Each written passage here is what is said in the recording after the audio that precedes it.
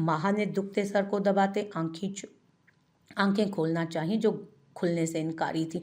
आंखें खोलते ही उसे कुछ वक्त लगा और फिर कल के मनाजिर उसके जहन पर छन से बरसे तो उसका सांस रुका। निकाह, हाँ कल ही तो निकाह किया था उसने एक अनजान शख्स के साथ। उसने अपने सर को थाम लिया जो अब बुरे तरीके से दर्द कर रहा था कि उसकी आंखें फौरन नम हुई।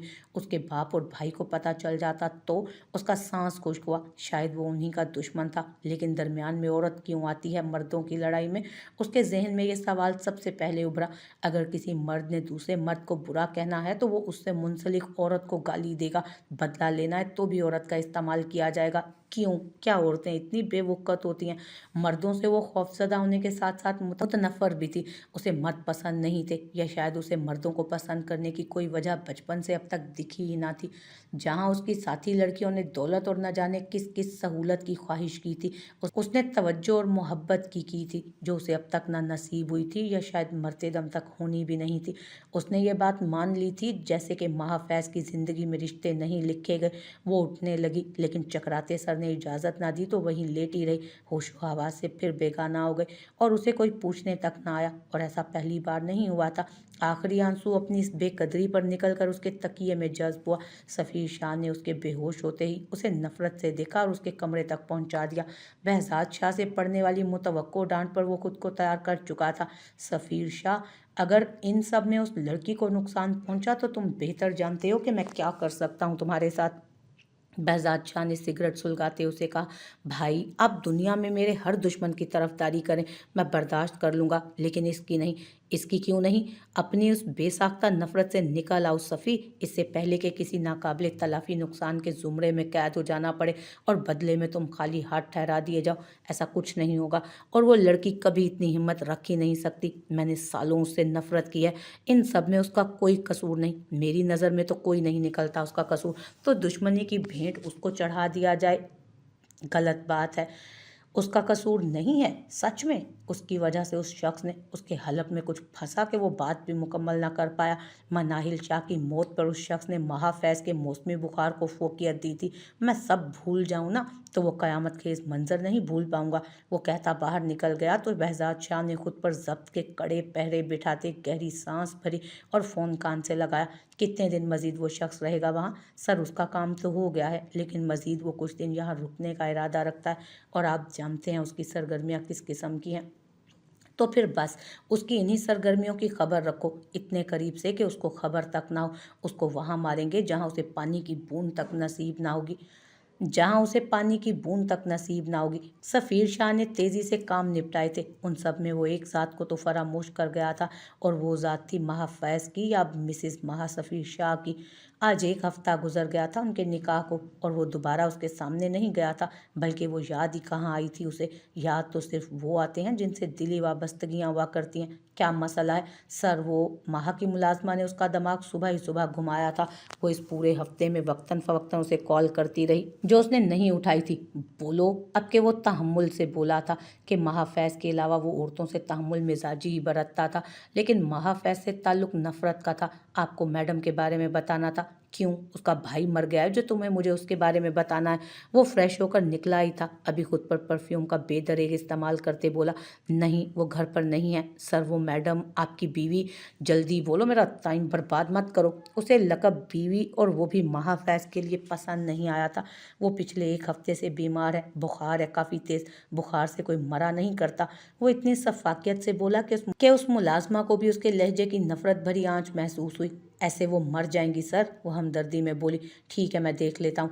उसका भाई कहाँ है और बाप? वैसे तो उसका बाप बड़ी जान देता है अपनी बेटी पर, वो कुरेदते बोला। वो दोनों घर नहीं है काफ़ी दिनों से। वो बस इतना बोली तो वो कॉल काटता बाहर निकल गया। अपनी सफ़ेद गाड़ी को खुद ही ड्राइव करता वो वहां पहुंचा और बड़े धड़ल्ले से उसके कमरे तक पहुंचा, जहां मुलाजमा तो गश खाते खाते बची। सद शुक्र के अभी इतनी मुलाजिम नहीं थे सुबह वहां। वो अंदर दाखिल हुआ तो कंफर्टर में मौजूद सामने वजूद को देखते उसने बेजारी से अपने पीछे मौजूद मुलाजमा को देखा। दवा नहीं दी इसे? दी है, लेकिन खाना पीना इनका पहले ही कम है तो दवा ज़्यादा असर नहीं कर रही। और जाए मैं देख लेता हूँ, वो बोला तो वो निकल गई। सफ़ीर शाह को बहजाद शाह की वार्निंग याद आ रही थी जिसने महाफैज फैज़ के साथ उसके रिश्ते को बारहा याद करवाया था उसे, और तंबीह की थी कि वो कुछ शक ना करे। वो आगे बढ़ा और कंफर्टर उसके चेहरे से हटाया, लेकिन उसके वजूद में कोई जुम्बिश ना हुई। क्या मुसीबत है, वो बेजारियत से बोला और फिर कंधे से पकड़ते उसे सीधे किया जो औंधे मुंह पड़ी थी। उसके बाल पसीने से भीगे थे, शायद चेहरा पीला पड़ा था। वो नाइट ड्रेस में मौजूद थी, जिसके ऊपरी बटन खुले थे और दावत नज़ारा बने थे कि उसकी सिल्क की शर्ट बाएं कंधे से ढलकी। पहली बार किसी औरत के वो इतना नज़दीक था, वो भी महरम रिश्ते में बंधे हुए। उसने माहा के चेहरे को देखा जो मासूमियत झलकाता उस वक्त अपनी हालत का चीख चीख कर ऐलान कर रहा था। माहा, उसने तेजी से उसका चेहरा थपथपाया और शर्ट को दोबारा कंधे पर जमाया। ये पहली बार था कि महाफैज को सफ़ीर शाह ने हाथ लगाया। ऐसा करते उसके एहसासात अजीब से हुए, लेकिन अपने जज्बात पर बंद बांधना उसे अच्छे से आता था। माहा ने मुंदी मुंदी आंखें खोलते उसे देखा। उठो। सफ़ीर शाह ने उसे तेजी से सीधा करके बिठाना चाहा तो वो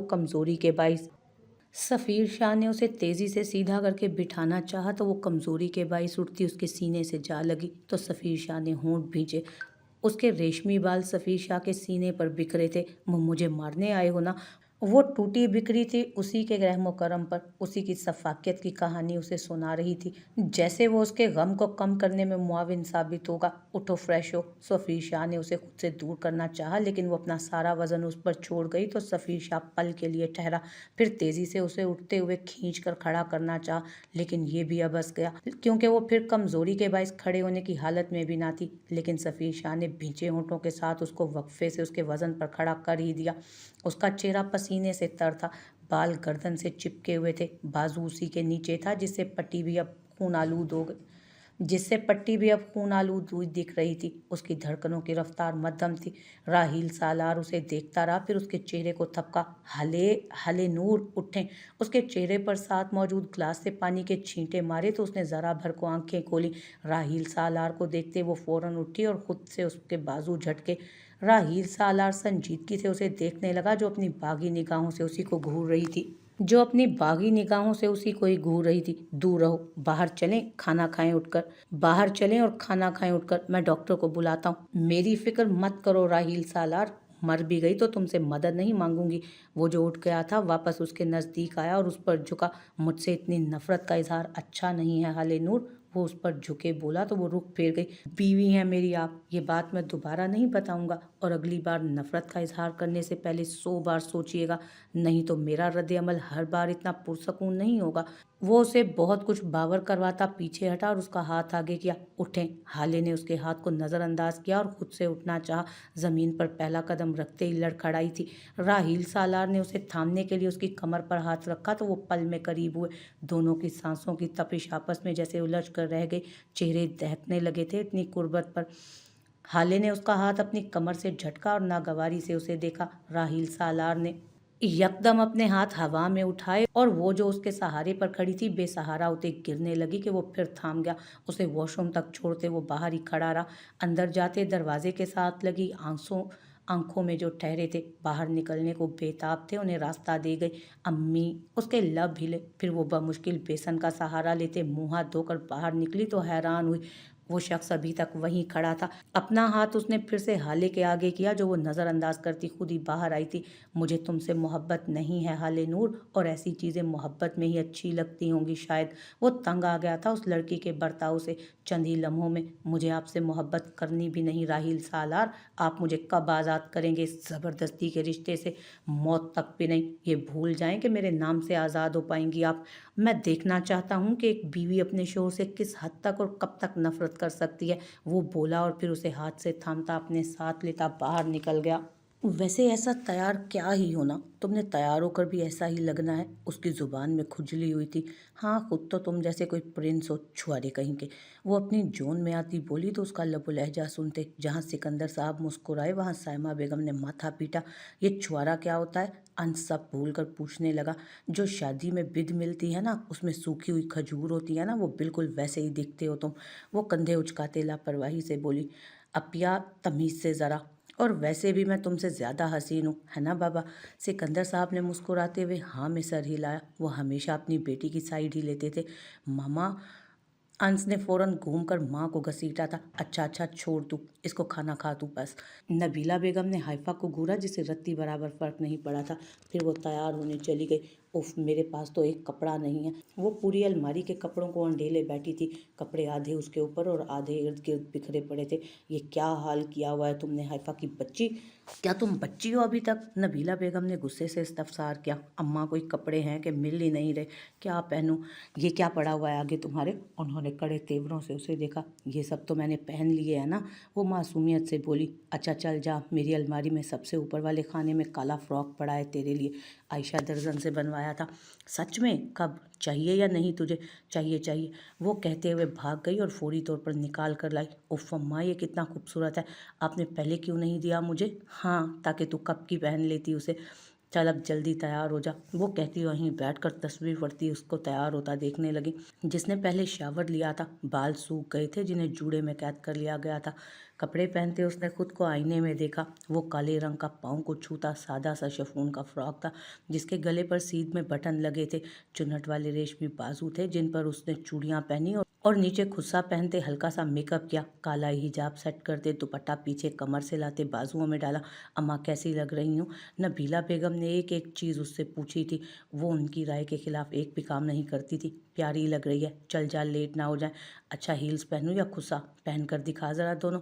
फिर उसने दोनों पहन कर दिखाई तो नबीला बेगम ने उसे खुद से पहनने को ही कहा। उसकी सफ़ेद रंगत उस काले लिबास में और भी दमक रही थी। वो उस पर पढ़कर फूंकती उसके साथ ही बाहर निकली जहाँ वो अपने बाप के पास खड़ी उनसे तारीफ़ें करवाती उनके गाल खींच रही थी। चले भी जाएं अब। और सुन हाइफा, खबरदार अगर तूने वहाँ कोई शरारत की तो, और वक्त पर घर आ जाए। अम्मा वहाँ क्या ही शरारत करूँगी मैं, और शफीक अंकल वापसी पर छोड़ देंगे। अच्छा चल जा अब।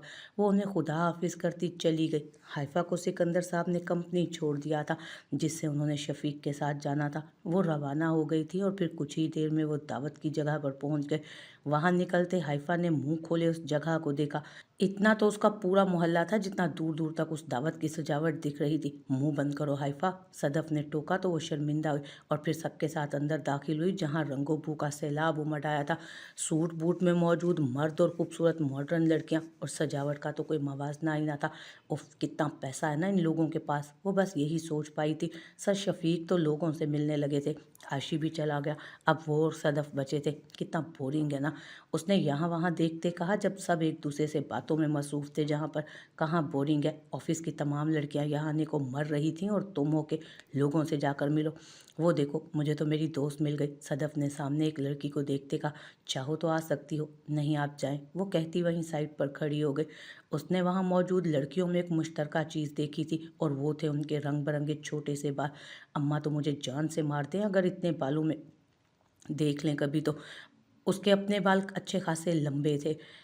न जाने लोग क्यों इस तरह की दावतों में आना चाहते हैं, मुझे तो बकवास लग रहा है ये सब। हाय ब्यूटीफुल, अकेली हो? सामने मौजूद लड़की नुमा लड़के ने उसे अकेले खड़े देखकर पूछा। नहीं भाई, फरिश्ते हैं दो मेरे साथ, देखो नज़र नहीं आ रही।